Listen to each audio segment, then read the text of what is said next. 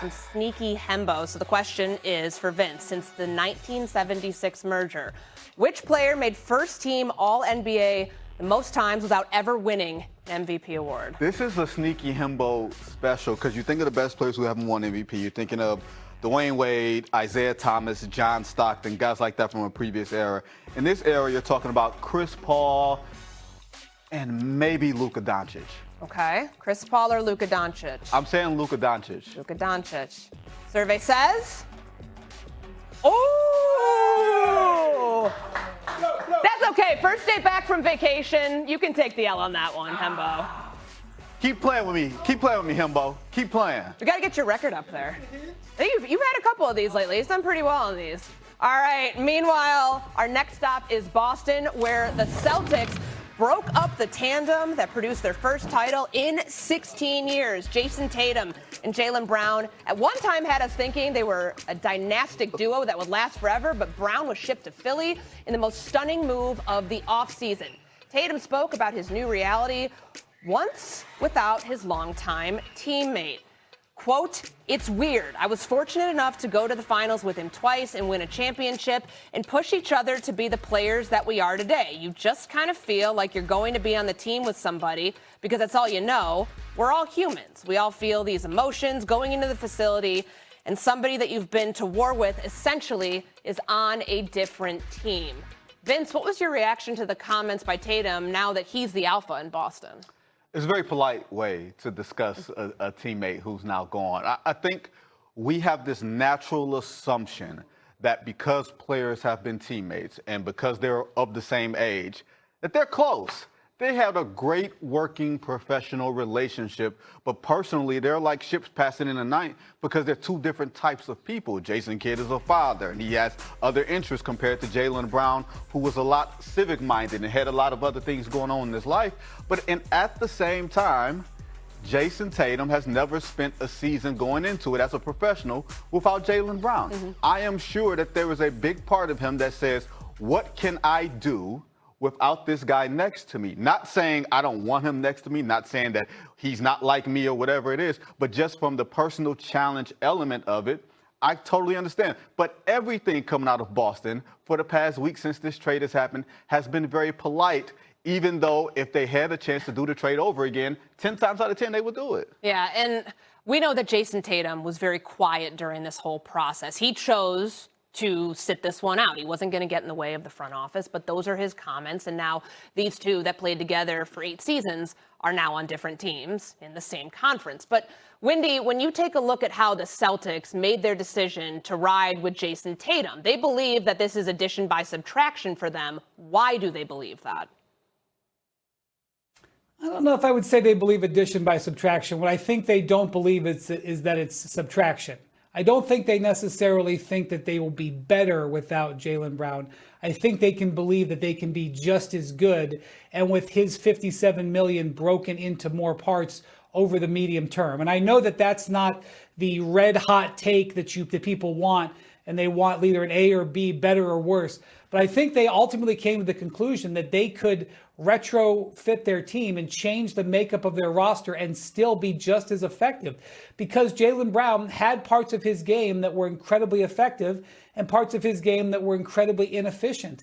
And they looked at their team last year, and it was seen as Jaylen Brown carrying their team. I think what the Celtics saw is, if we have one max player with our team plus our supporting cast, we can perform at a very high level. And imagine what we can do if we subtract that one max player and redistribute it. And that's where the nuance comes. And that's why I think you've seen Brad Stevens and now Jayson Tatum be respectfully lukewarm, which frankly is more than Jaylen Brown gave, because Jaylen Brown, when he made his formal goodbye, didn't thank Jayson Tatum, Brad Stevens, or anybody on the Celtics.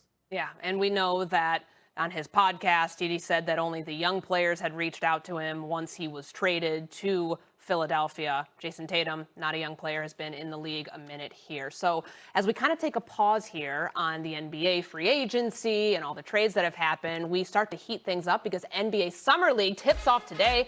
4 games starting at 4:30 on ESPN2 between the Spurs and the Hawks. And there's 3 more games on ESPN, highlighted by the battle between the top 2 picks, Darren Peterson and the Jazz against AJ DeBonza and the Wizards at 9.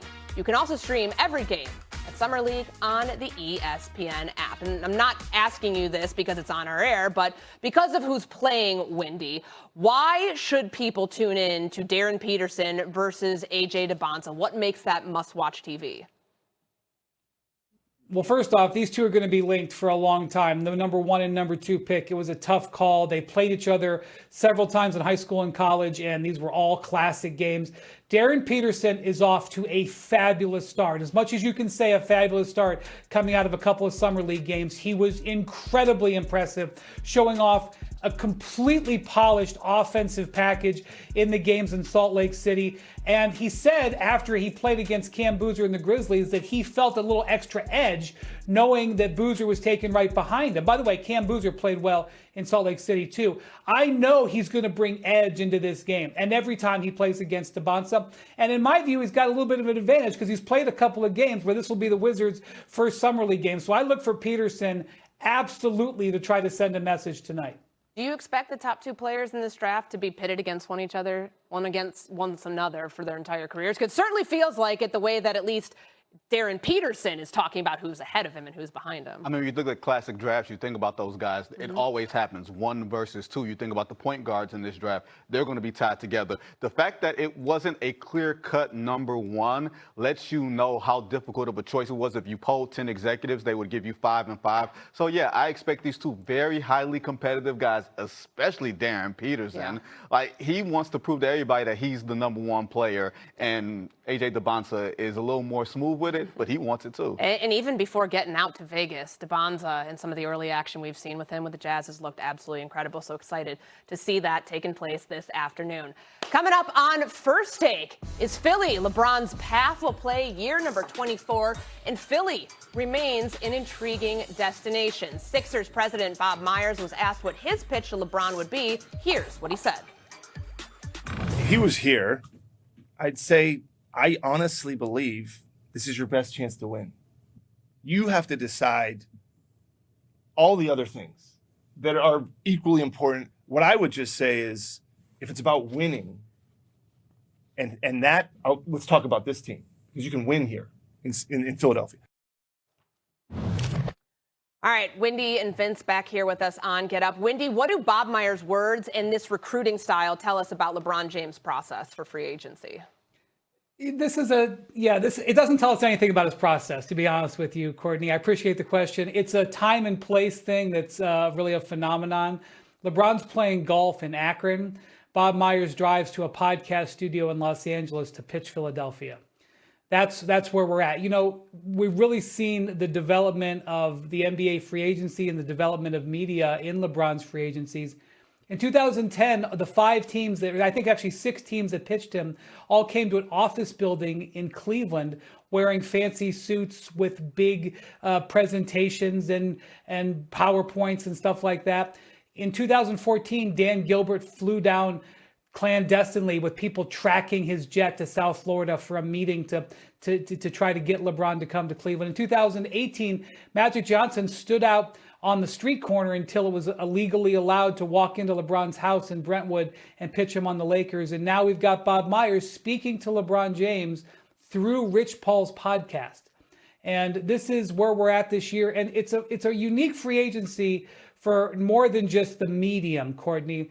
It's a unique free agency because LeBron is willing to pay for such a small amount. In the past, we could see the teams that he was considering. They had to clear giant pieces of salary cap real estate, potentially multiple years in advance. They set their rosters up to bid with him.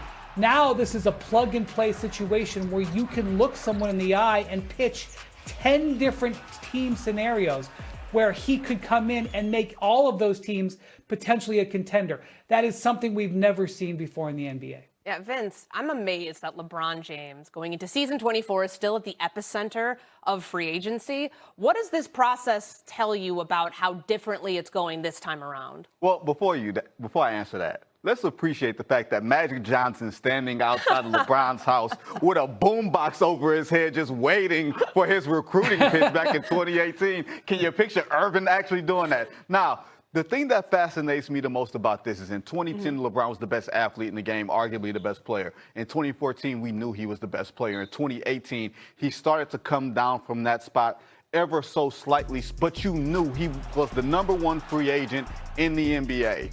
Free agency is dead, y'all. I don't know if y'all saw what the bigger transactions have been this summer. They've been trades. It's been about guys with 2 years left in their contract not returning to their teams because the teams don't want to pay them or they know that they're not going to sign an extension. The LeBron content factory is merely incredible. The fact that we are sitting here all these years later, and he is still the #1 free agent for whatever reason. The fact that he can fit in on so many teams, the fact that he's going to be a minimum player who can still give you max salary production on a given night, appreciating that. So with that being said, can we set our clocks for June 30th, 2030 to go through this all over again? LeBron at age 50 doing the same damn thing?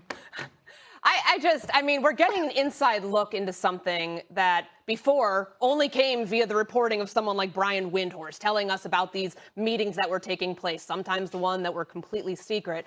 So it's interesting that we get an inside look at this. It feels like a reality TV show to a degree. But Wendy, let's talk about Philly. What is its most attractive selling point to LeBron to want to go there as a free agent?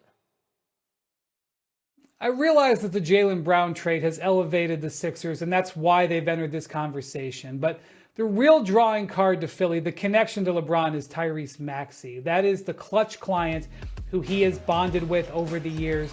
And, Maxey's development has mirrored, the Sixers' rise to serious contender because it's his elevation that made them not as dependent on the health of Joel Embiid. And that's what is attractive here. Now, Jaylen Brown is obviously a very accomplished player, and adding him definitely increases their hand. And that's why Bob Myers is saying that. He's saying LeBron has the best choice, has the best chance to win there because of Jaylen Brown. But the guy who's going to draw him in is the connection to Tyrese Maxey. And that's where you're going to see all of these teams. The reason that the Warriors knocked on the Wizards' door to think about Anthony Davis was the same connection. So this is not unusual. Agencies leverage their clients, connecting them all the time. But that is the underlying situation with Philly's bid.